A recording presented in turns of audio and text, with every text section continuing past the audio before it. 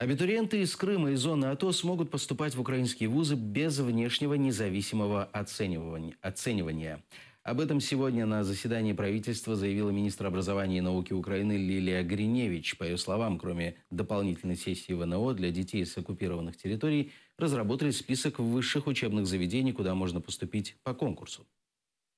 Забезпечення доступу до вищої освіти наших дітей, українських дітей, які зараз живуть на окупованій території Криму, а також на непідконтрольних територіях зони АТО, тому що ці діти для нас є дуже важливими в сенсі майбутньої реінтеграції цих територій в Україну.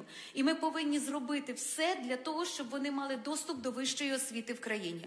Окрім додаткової сесії, яка передбачена влітку з зовнішнього незалежного оцінювання, яка передбачена для тих, хто, наприклад, не зможе зараз скласти його, ми передбачили, відповідно, зміни до умов прийому на основі прийнятих законів у парламенті для таких дітей, щоб вони могли потрапляти до певних університетів за вступними іспитами на конкурсній основі, але це ті університети, які евакуйовані з зони АТО, і ті, які знаходяться на території Донбасу, отже, страждають теж від малої кількості абітурієнтів.